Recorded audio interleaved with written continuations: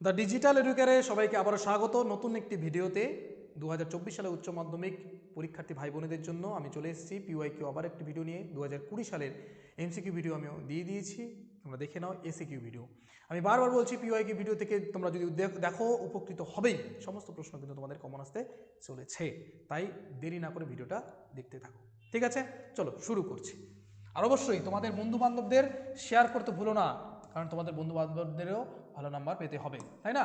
প্রথম প্রশ্ন দেখো, 2020 সালের প্রথম প্রশ্ন এসে কেউ যুক্তির বস্তুগত সত্যতা বলতে কি বোঝো? যখন যুক্তির অন্তর্গত বচনগুলির সত্যতাকে যুক্তির বস্তুগত সত্যতা বলা হয়। এই যুক্তির অন্তর্গত বচনগুলি যখন বাস্তবের সঙ্গে কি হবে, বাস্তবের সঙ্গে মিলে যাবে, তখনই সেই সত্যতাকে বলা হয় বস্তুগত সত্যতা। এখানে বেশি শর্ট করে লেখা আছে, আমি যে কথা বললাম সেটা যুক্ত করে নেবে। ঠিক আছে, অনুমান ও যুক্তির মধ্যে পার্থক্য কি? দেখো, অনুমান আর যুক্তির মধ্যে একটা ক্ষুদ্র পার্থক্য রয়েছে। অনুমান হলো একটা মানসিক প্রক্রিয়া। অনুমানটা কোথায় করি আমরা? মনের মধ্যে করি, তাই এটা মানসিক প্রক্রিয়া। আর যুক্তিটা কি? সেই মানসিক প্রক্রিয়াটাকেই যখন আমি প্রকাশিত করছি সেটাই হচ্ছে যুক্তি। অনুমান অপর মানুষের প্রত্যক্ষের বিষয় নয়, অন্যদিকে যুক্তি অপর মানুষের প্রত্যক্ষের বিষয়। ঠিক আছে, তাহলে প্রথমটাকে মনে রাখবে, প্রথম পার্থক্যটা একদমই সহজ। তবে দেখো, অধীন বিপরীত বিরোধিতার সত্যতার নিয়মটি কি? অধীন বিপরীত বিরোধিতার সত্যতা হলো, দেখো অধীন বিপরীত বিরোধিতা কোনটা, বিরোধিতার ছকটা এঁকে নাও, তাহলে বুঝতে পারবে। এ ই আই ও, তাহলে এখানে হচ্ছে বিপরীত, এখানে হচ্ছে অধীন বিপরীত, তাই না? অধীন বিপরীত বিরোধিতার ক্ষেত্রে দেখো কি হয়, দুটো বচন একই সাথে কিন্তু সত্য হতে পারে। দুটি বচন কি হতে পারে? একই সঙ্গে সত্য হতে পারে, কিন্তু একই সাথে কি হতে পারে না? মিথ্যা হতে পারে না। কি বলা আছে? দুটি অধীন বিপরীত বিরোধী বচন একটি মিথ্যা হলে তার অনুরূপ বচনটি অবশ্যই সত্য হবে, এটা ঠিক। আই বচন, কোনো কোনো মানুষ হয় সৎ, এটা যদি সত্য হয়, তাহলে কোনো কোনো মানুষ নয় অসৎ, এটা কিন্তু মিথ্যা হয়ে যায়। কিন্তু এর বিপরীত কথা সত্য নয়, এর বিপরীত কথা কিন্তু কখনোই সত্য নয়। দুটো কিন্তু একই সাথে কি হতে পারবে না? একই সাথে মিথ্যা হতে পারবে না। একই সাথে কি হতে পারবে না? মিথ্যা হতে পারবে না। কোনো কোনো মানুষ যদি সৎ হয়, এটা যদি সত্য হয়, তাহলে কোনো কোনো মানুষ অসৎ, এটা কিন্তু কি হতে পারবে না? মিথ্যা হতে পারবে না। ঠিক আছে, একটা সত্য হবে, একটা মিথ্যা হবে। আবার দুটোই একই সাথে সত্য হতেও পারে, কিন্তু দুটো একই সাথে মিথ্যা হতে পারবে না। ঠিক আছে, পরের প্রশ্ন চলো। পরের প্রশ্ন দেখো, অসময় বিরোধিতার একটি দৃষ্টান্ত। অসময় বিরোধিতা ছকটাই আঁকলাম কিছুক্ষণ আগেই, দেখো এ ই আই ও। অসময় বিরোধিতা কোনগুলো? এই দিকে অসময় বিরোধিতা। তাহলে যে কোনো তোমরা এ আই বচনের মধ্যে করে দাও, ই আর ও বচনের মধ্যে করে দাও। দেখো ই বচন আর ও বচনের মধ্যে করা আছে, দেখো কোনো মানুষ নয় অমর, সেটাকে তোমরা কি করে দাও? ও বচন করে দাও, কোনো কোনো মানুষ নয় অমর, ব্যাস হয়ে গেল, 1 নম্বর তোমরা পেয়ে গেল। তারপরে অথবা দিয়ে কোনো কোনো মানুষ হয় বুদ্ধিবৃত্তি সম্পন্ন জীব, বচনটি বিরুদ্ধ বচন উল্লেখ করো। তাহলে কোনো কোনো মানুষ হয় বুদ্ধিবৃত্তি, আই বচন, এর বিরুদ্ধ বচন কি? এই যে দেখো ই বচন, তাহলে ই বচন করে দাও, এটাকে ই বচন করে দেবে। সে সুন্দরভাবে লেখা আছে, দেখো বচনটির অধীন বিপরীত বিরোধী বচন হলো কি? এখানে অধীন বিপরীত বলেছে, এটা ভুল, এখানে বিরুদ্ধ বচন বলেছে, বিরুদ্ধ বচনে যেতে হবে। তার মানে কি? এখানে বিরুদ্ধ হবে, এটা ভুল রয়েছে, বিরুদ্ধ। বিরুদ্ধ বিরুদ্ধ বিরোধী বচন হবে কি? তাহলে কি হচ্ছে, এটা আছে কোনো কোনো মানুষ হয়, আই বচনে রয়েছে, এটা আই বচন, আই বচন, এটা ই বচনে যাবে। তাহলে কোনো মানুষ কি হবে? কোনো মানুষ নয় বুদ্ধিবৃত্তি সম্পূর্ণ জীবিক। ও টাইপিং মিস্টেক হয়েছে, দেখে নাও। পরের প্রশ্ন দেখো, ঠিক আছে। ও বচনের আবর্তনের একটি উদাহরণ দাও যার আশ্রয়বাক্য সত্য এবং সিদ্ধান্ত মিথ্যা। দেখো, ও বচনের আবর্তন কিন্তু সম্ভব নয়, তাহলে আবর্তনে আমরা উদাহরণ কি করে দেবো? দেখো, ও বচনের বৈধ আবর্তন সম্ভব নয়, কারণ এখানে ব্যাপ্যতার নিয়ম কি হয়ে যায়? লঙ্ঘিত হয়ে যায়। তবুও এমন দৃষ্টান্ত দেওয়া যেতে পারে যার আশ্রয়বাক্য সত্য কিন্তু সিদ্ধান্ত কি হতে পারে? মিথ্যা। ঠিক আছে, দেখে নাও পরের প্রশ্ন। পরের প্রশ্ন দেখো, পরের প্রশ্ন বলেছে সকল মানুষ হয় অপূর্ণ জীব। এই বচনটি বিবর্তিত বচনটি কি হবে?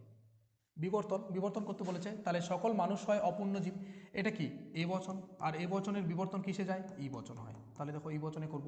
আর বিবর্তনের নিয়ম কি? উদ্দেশ্যপদই থাকে, বিধেয় পদের কি হয়? বিরুদ্ধ পদ হয়। তাহলে দেখো এখানে উদ্দেশ্যপদ যা আছে তাই বসবে, এই যে এটা আমরা লিখে নিয়েছি। দেখো কোনো ই বচনে করেছি, কোনো মানুষ, উদ্দেশ্যপদ যা আছে তাই। আর ই বচন মানে কি? নয়, নয়। এবার এই যে অপূর্ণ, অযুক্ত যদি থাকে সেটা কি হয়? অটা উঠে যায়, তাহলে দেখো অপূর্ণর বিরুদ্ধ পদ কি? পূর্ণজীব, ব্যাস হয়ে গেল। ঠিক আছে, পরের প্রশ্ন, বিসংবাদী বিকল্প বলতে কি বোঝো? বিসংবাদী বিকল্প যে বৈকল্পিক বচনে অথবা শব্দের দ্বারা সংযুক্ত দুটি বিকল্পের মধ্যে যখন একটি সত্য এবং একটি কি হয়, মিথ্যা হয়। অবিসংবাদীর ক্ষেত্রে দুটো বিকল্প একই সঙ্গে সত্য হতে পারে, রাম মেধাবী অথবা পরিশ্রমী, দুটো একই সঙ্গে সত্য হতে পারে অবিসংবাদীর ক্ষেত্রে। কিন্তু বিসংবাদীর ক্ষেত্রে কি হয়, দুটি বিকল্প একই সঙ্গে সত্য হতে পারে না, রাম মৃত অথবা জীবিত। তাহলে যে মানুষটা মৃত সেই মানুষটা জীবিত হতে পারবে না, আবার যা জীবিত তা মৃত হতে পারবে না। ঠিক আছে, দেখো এটাই হচ্ছে বিসংবাদী বিকল্প, যার বিকল্প দুটি একই সঙ্গে সত্য হতে হবে। প্রাকল্পিক নিরপেক্ষণের বৈধতার প্রথম নিয়মটি কি? প্রাকল্পিক নিরপেক্ষণের বৈধতার প্রথম নিয়ম বলতে ওই যে গঠনমূলক নিয়মটার কথা বলা হচ্ছে। গঠনমূলক নিয়মটা কি ছিল, যে পূর্বককে প্রথমে অপ্রধান আশ্রয়কে স্বীকার করতে হবে এবং তারপরে কি করতে হবে, অনুগকে স্বীকার করতে হবে। তাই বলা আছে, দেখো প্রাকল্পিক বচনের পূর্বককে নিরপেক্ষ হেতুবাক্যে স্বীকার করার পর সিদ্ধান্তে কি করতে হবে, অনুগকে স্বীকার করতে হবে। নিরপেক্ষ হেতুবাক্যে মানে হচ্ছে অপ্রধান হেতুবাক্যে, অপ্রধান হেতুবাক্যে কি স্বীকার করার পরে সিদ্ধান্ত অনুককে স্বীকার করতে হবে।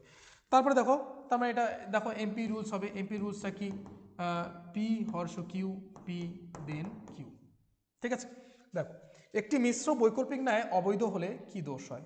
বৈকল্পিকের ক্ষেত্রে একটাই দোষ হয়, সেটা হচ্ছে বিকল্প স্বীকারজনিত দোষ। দেখো লেখা আছে বিকল্প স্বীকারজনিত দোষ, একটি দোষ হয় সেখানে, বিকল্প স্বীকারজনিত দোষ। কারণ বৈকল্পিকের নিয়মটা হচ্ছে পি ভেল Q not P then Q. প্রথমে কি করতে হবে, অস্বীকার করতে হবে, সেখানে যদি স্বীকার করে না হয় তাহলে এই দোষটা হয়। ঠিক আছে, পরের প্রশ্ন চলে যাচ্ছি। পরের প্রশ্ন দেখো, পরের প্রশ্ন বলা আছে অস্তিত্বমূলক দোষ কাকে বলে? এটা খুবই সহজ, বারবার রিপিট এই একই প্রশ্ন আসছে। অস্তিত্বমূলক দোষ কাকে বলা হয়? যখন অস্তিত্বমূলক তাৎপর্য নেই এমন বচন থেকে সিদ্ধান্ত হিসেবে অস্তিত্বমূলক তাৎপর্য আছে এমন বচনকে আমরা সিদ্ধান্ত হিসেবে নিঃসরণ করব, তখন অস্তিত্বমূলক দোষ দেখা দেয়। অস্তিত্বমূলক দোষ কোন কোন বচনের নেই? এ আর ই বচনের নেই, আর আই আর ও বচনের আছে। তার মানে এই বিশেষ বচনগুলো থেকে কি করা হবে, যখন এই বচনগুলো থেকে এই সিদ্ধান্ত হিসেবে আমরা বিশেষ বচনকে পাবো তখনই কিন্তু এই দোষটা হয়। দেখো যদি কোনো যুক্তিতে এমন হয় যে অস্তিত্বমূলক তাৎপর্য নেই এমন কোনো আশ্রয়বাক্য থেকে অস্তিত্বমূলক তাৎপর্য আছে এমন কোনো সিদ্ধান্তকে নিশ্চিত করা হয় তাহলে যুক্তিতে যে দোষ ঘটে তাকে বলা অস্তিত্বমূলক দোষ। বোঝা গেল? আর এটা কে বলেছেন? জর্জ বুল। দেখো শূন্য গর্ভশ্রেণী, শূন্য শ্রেণী তার মানে কি, যে শ্রেণীর একটা সদস্য কি থাকবে না, বাস্তবে কোনো অস্তিত্ব থাকবে না, তাকে বলা হবে শূন্য শ্রেণী। ভূত নেই, ভূত নেই, পরি নেই, তারপরে হচ্ছে আকাশ কুসুম নেই, সোনার পাথর বাটি নেই, ঠিক আছে, এগুলো নেই। তারপরে পক্ষীরাজ ঘোড়া নেই। তারপরে নিম্নলিখিত বচনটি ভেনচিত্র অঙ্কন করো। ভেনচিত্র করার জন্য তোমাদের কি করতে, বুলীয় ভাষ্য করে নিতে হবে। কোনো মানুষ হয় অসৎ, তাহলে এটা কোন বচন রয়েছে, আই বচন রয়েছে। তো আই বচনে বুলীয় ভাষ্য কি, S P not equal to 0। এবারে দেখো কোনো জায়গায় অ আছে কিনা, দেখো এটাকে যদি এস ধরি, এটাকে যদি পি ধরি, সৎটা যদি পি হয় তাহলে অ আছে সামনে, তাহলে কি হবে, কি হয়ে যাবে বলো, এখানে বার হয়ে যাবে একটা, তাই না, বার হবে। দেখো তাহলে এবারে আমরা যদি ভেনচিত্র করার সময় কি করতে হবে, দুটো বৃত্ত নিয়ে নিতে হবে। দুটো বৃত্ত মানে এখানে এস আছে, পি নেই, এখানে এস পি দুজনেই আছে, এখানে এস নেই, পি আছে, তাহলে এখানে এসও নেই বাইরে, এখানে পিও নেই, তাই না। তাহলে কি হচ্ছে দেখো, এখানে এস পি বার কোথায়, এখানে নট বনে যে কোনো একটা ক্রস দিয়ে দিলে হয়ে গেল ভেনচিত্র। ঠিক আছে, বুঝতে পারছো? আমি বারবার বললাম যে অ যদি থাকে তাহলে অটা কি হয়ে যাবে, সৎ হয়ে যাবে। সতের বিরুদ্ধে বলতে অসৎ, আর সতের বিরুদ্ধে হচ্ছে সৎ। ঠিক আছে, দেখো হয়ে গেল। পরের প্রশ্ন দেখো, পরের প্রশ্ন রয়েছে যদি পি সত্য হয় তাহলে পি ভেল কিউ এর সত্য মূল্য কি হবে? ভালো করে দেখো, পি সত্য হলে, পি যদি টি হয়, আমরা একেও করতে পারি সত্য সারণীর মাধ্যমে, পি কিউ, পি ভেল কিউ, দুটো ভেরিয়েবলস আছে তার মানে দুটো লাইন, টি এফ এফ ও সরি, দুটো ভেরিয়েবলস থাকলে আমাদের চারটা লাইন হয়। দুটো ভেরিয়েবলস হলে আমাদের কটা লাইন হয়, চারটা লাইন হয়। দেখো পি কিউ, পি ভেল Q, T T F F, T F T F, তাহলে ভেলের সূত্র কি, এফ এফ এফ, আর বাকি সমস্ত ক্ষেত্রে কি হয়, টি হয়। তার মানে আমাদের বলে দিচ্ছে যদি পি সত্য হয় তাহলে এর মান কি হবে, পি সত্য হওয়া মানে কি হবে, এর মান সত্য হবে। কি হবে, সত্য হবে। এফ মিথ্যা হোক বা যাই হোক না কেন তাতে কোনো কিছু যায় আসে না। এই যে কিউ মিথ্যা হোক বা যাই হোক না কেন তার সত্য মূল্যতে কোনো ভ্যারি করে না, আমাদের সত্য মূল্যটা কি দাঁড়াবে, সত্য হবে। দেখো সত্য, ব্যাস এভাবে আমরা বের করতে পারি। পি সত্য হলে কিউ এর সত্য মূল্য সত্য বা মিথ্যা যাই হোক না কেন, পি পি পি ভেল কি হচ্ছে, সত্য হবে। কখন একটি দ্বিপাকল্পিক বচন মিথ্যা হয়? দ্বিপাকল্পিক বচনের আরেকটা নাম বস্তুগত সমমানতা। বস্তুগত সমমানতা। সমমানতা, সমমানতা, তাই না? এখানে দেখো এটা কখন মিথ্যা হয়, আমরা এর নিয়মটা জানি, ট্রিপল বার একে এর ধ্রুবক হচ্ছে ত্রিপল বারের টিতে টি হয়, এফেও কি হয়, টি হয়, বাকি সমস্ত ক্ষেত্রে মিথ্যা। তার মানে যখন দুটো অঙ্গবচনের মধ্যে একটা সত্য এবং একটা মিথ্যা হবে তখনই কিন্তু এটা মিথ্যা হয়ে যাবে। এটা নিয়ম, যদি এরকম হয় টি এফ সমান কী হবে, এফ হয়ে যাবে, যদি এফ টি হয় তাহলে কী হয়ে যাবে, আবার এফ হয়ে যাবে। ঠিক আছে, দেখো তাই বলা হচ্ছে দীপাবলি বচনে একটি অঙ্গবচন সত্য এবং অন্যটি যখন মিথ্যা হয় তখনই দীপাবলি বচন কি হয়, মিথ্যা হয়। ঠিক আছে, দেখো শত মিথ্যা বচনাকার কী রূপ, শত মিথ্যা বচনাকার যখন যে বচনাকারের অন্তর্গত সমস্ত নিবেশন দৃষ্টান্ত কি হয়, মিথ্যা হয়, এবং যে অর্থাৎ যে বচনাকারে মিথ্যা ছাড়া সত্য নিবেশন দৃষ্টান্ত একদম হতেই পারে না, তাকে বলা হয় শত মিথ্যা, মানে সবগুলোই কি হবে, মিথ্যা। দেখো এখানে কি আছে, সবগুলোই টি আছে, সবগুলো টি নয়, কিছু টি আছে এবং কিছু এফ আছে, তাহলে এটা হচ্ছে আপত্তিক। যদি সবগুলো টি থাকতো তাহলে হচ্ছে শত সত্য, যদি সবগুলো এফ থাকতো তাহলে হচ্ছে শত মিথ্যা। ঠিক আছে, হয়ে গেল। পরের প্রশ্ন, বৈজ্ঞানিক আরোহ অনুমানের সংজ্ঞা দাও। খুবই সহজ, বৈজ্ঞানিক আরোহ অনুমানের সংজ্ঞাটি হচ্ছে প্রকৃত আরোহ অনুমানের সংজ্ঞা, আবার আরোহ অনুমানের সংজ্ঞা, একই সংজ্ঞা আমরা তিনটে প্রশ্নে ব্যবহার করতে পারি।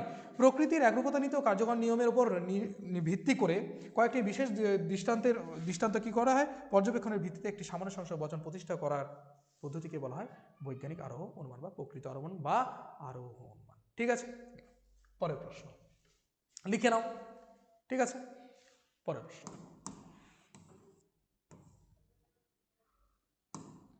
প্রকৃতির একরূপতা নীতিটি কি? প্রকৃতির একরূপতা নীতি, একটাই রূপ, তার মানে কি প্রকৃতি অনুরূপ অবস্থায় কি করে, অনুরূপ আচরণ করে। প্রকৃতি কি করে, অনুরূপ অবস্থায় অনুরূপ আচরণ করে, এটাকে বলা হয় প্রকৃতির একটাই রূপ বা প্রকৃতির একরূপতা নীতি। দেখো আজকে যদি এই মুহূর্তে দাঁড়িয়ে কাউকে 5তলার ছাদ থেকে ফেলে দেওয়া হয় তাহলে কি হবে, তাহলে যা অবস্থা হবে আরও 5 বছর পরেও তাকে যদি 5তলার ছাদ থেকে ফেলে দেওয়া হয়, প্রকৃতির অবস্থা যদি একই থাকে, পরিস্থিতি যদি একই থাকে, তাহলে কিন্তু তার অবস্থা একই হবে।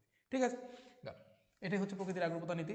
সামান্যীকরণ বলতে কি বোঝে? সামান্যীকরণ যখন কয়েকটি বিশেষ বিশেষ দৃষ্টান্ত পর্যবেক্ষণ করে অবাধ অভিজ্ঞতার ভিত্তিতে যখন কি করা হয়, সেই শ্রেণীর সমগ্র সিদ্ধান্ত অনুমান করা হয়, তাকে বলা হয় সামান্যীকরণ। মানে বিশেষ বিশেষ দৃষ্টান্ত থেকে কি করা হয়, আমরা একটা সামান্য সংশ্লিষ্ট বচনকে সিদ্ধান্ত রূপে প্রতিষ্ঠা করি, তাকে বলা হয় কি, সামান্যীকরণ। তাকে কি বলা হয়, সামান্যীকরণ।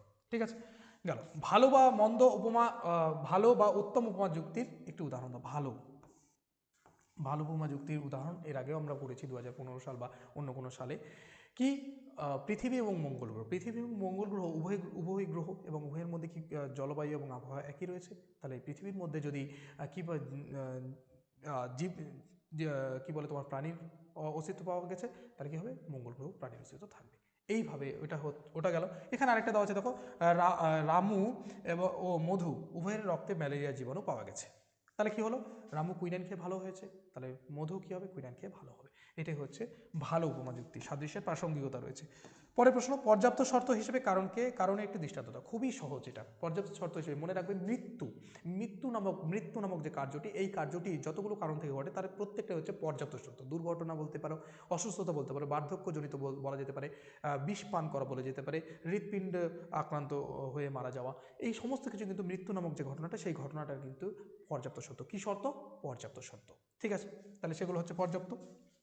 পরের প্রশ্ন দেখো, লিখে নাও, দেখতে পাচ্ছ সবাই, দেখো পরের প্রশ্ন, এবং আশা করি তোমাদের 2020 সালের এসএকিউ শেষ প্রশ্ন।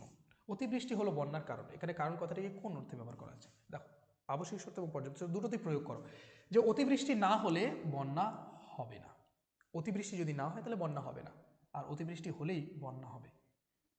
কোনটা সত্য মনে হচ্ছে, অতিবৃষ্টি না হলে বন্যা হবে না, নাকি অতিবৃষ্টি হলেই বন্যা হবে? অতিবৃষ্টি হলেই কিন্তু সম্প্রদায় বন্যা হয় না, অতিবৃষ্টি না হলে বন্যা কি হবে না, বন্যা হবে না। ঠিক, এটা হচ্ছে আবশ্যিক কারণ। অতিবৃষ্টি হলেই বন্যা হবে না, অতিবৃষ্টি তো অনেক সময় হয়, কিন্তু তাতে কি বন্যা হয়? হয়। দেখো কারণ ও শর্তের পার্থক্য, কারণ ও শর্তের মধ্যে পার্থক্য রয়েছে খুব সুন্দর একটা। কারণ হলো শর্তের সমষ্টি, কারণ কি, শর্তের সমষ্টি, একাধিক শর্ত জুড়ে কিন্তু কি করে, কারণকে তৈরি করে। আর হচ্ছে শর্ত কি, শর্ত হলো কারণের, এই কারণটার অপরিহার্য অংশ, কারণের অপরিহার্য অংশ হচ্ছে কি আমাদের শর্ত। ঠিক আছে, শর্তকে বাদ দিয়ে কারণ কিন্তু ঘটতে পারে না। ঠিক আছে, পরের প্রশ্ন এবং তোমাদের শেষ প্রশ্ন দেখো, কারণ সম্পর্কে লৌকিক অভিমত। কারণকে আমাদের সাধারণ মানুষগুলো কারণকে কি বোঝে? কারণ হচ্ছে কার্যের পূর্ববর্তী ঘটনা যা কার্যকে ঘটায় বা ঘটাতে সাহায্য করে। দেখো কারণ হলো এমন একটি ঘটনা যা পূর্ববর্তী ঘটনা যা অন্য একটি ঘটনাকে ঘটতে সাহায্য করে। কারণ হচ্ছে পূর্ববর্তী ঘটনা যা আগে ঘটে আর যা ঘটাতে সাহায্য করে একটি ঘটনাকে। ঠিক আছে, এই ছিল তোমাদের 2020 সালের পিওয়াইকিউ এসিকিউ ভিডিও, এসিকিউ প্রশ্নপত্র দেখতে পাচ্ছ, সমস্ত প্রশ্ন রিপিট। যারা শুরু থেকে শেষ পর্যন্ত তোমরা ভিডিও দেখলে তাদেরকে অসংখ্য ধন্যবাদ। তোমরা তোমাদের বন্ধু বান্ধবদেরকে এই ভিডিওটি শেয়ার করো, তাদেরকে দেখার সুযোগ করে দাও। আর অবশ্যই তোমরা একদম পুরো প্রশ্নগুলো, সম্পূর্ণ প্রশ্ন কিন্তু কমন পেতে চলেছো। আর কিছুদিনের মধ্যেই বা 2-3 দিনের মধ্যেই তোমাদের কিন্তু লাস্ট মিনিট সাজেশন প্রোভাইড করা হবে সমস্ত সাবজেক্টে। দেখতে থাকো, সঙ্গে থাকো দ্য ডিজিটাল এডুকেয়ার। ধন্যবাদ।